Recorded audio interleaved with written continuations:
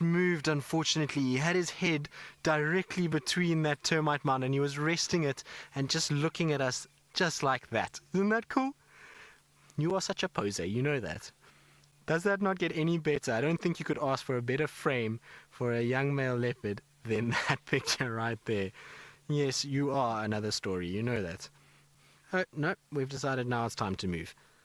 We've posed, and we've done our portrait photo, and now it's time to carry on and see what else is out here. But it was so cool. He had his head there for quite a while, and he was just kind of resting. We were trying to get our IR sorted out, and so really very cool to witness. Thank you for that, Hosana. He's just listening, and for the first time since we've gotten here, we're on our own now, which means that it's nice and quiet, and hopefully now he can go about his business without too much interruption.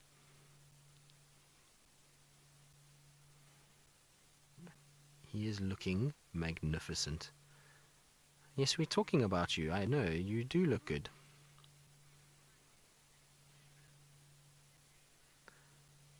So Stevie, you wanting to know when he'll start finding a female to breed with? Well, he's still too young, unfortunately, for mating. He's got a lot of competition in this area, so he's going to have to deal with Tingana, with... You can hear the hardy-dars in the distance that he was watching. He's going to have to deal with Tingana, Anderson, Quarantine, Shivambalana, Gajima. There's a lot of males that are around here that are way bigger than what he is already, and they're not going to take kindly to a young male that wants to mate with their females. So at the end of the day, I don't think he's going to be mating, probably at least for the next 3 years, I would imagine, until he starts to mate. So a long rocky road ahead for little Hosana. He's going to ultimately probably be pushed quite hard by all of these big males and moved into other areas, and the likelihood of him settling here at Djuma is very, very small.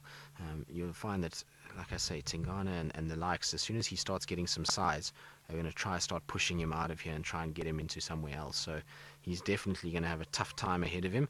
It's not going to be all easy and fun and games for little Hosana going forward, unfortunately, and a long time until he mates.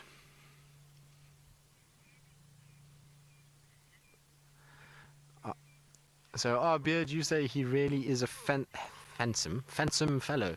No, handsome fellow. Sorry, I don't know why I can't speak today, but well, it happens. It's a Sunday after all.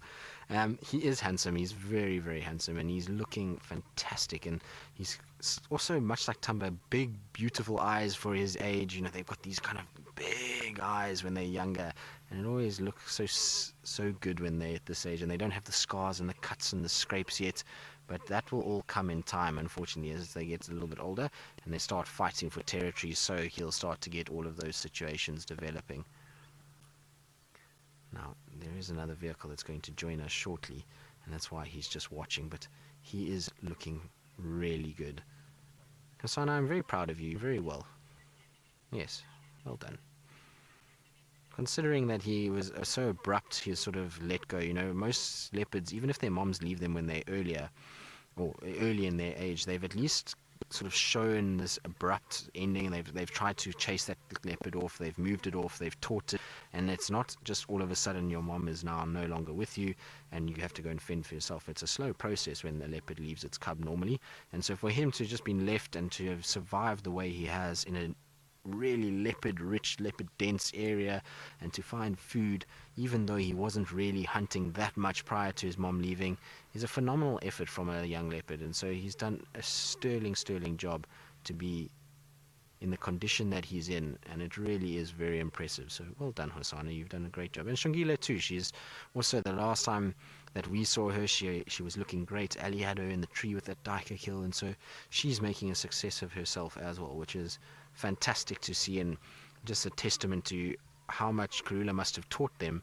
even away from what we saw. You know, we spend a lot of time with them, but she must have taught them so much on how to survive outside of what we've seen, that they were able to just kind of ease into it, and they really haven't at any stage looked too distressed. Shongile has been a little on the thin side at times, but really not that bad. She's not looked sort of desperate at any stage, and when she has been a little bit desperate, you know, she's gone after terrapins, and that's allowed her to survive. And you can see that Hosana's just watching some hardy-dars that were flying way in the distance, and making a few squawks, and so even birds are still, much like Tumba, sort of piquing his interest at this stage. But now, I wonder if he's going to stay with this vehicle approaching. I don't know. I think he might move on.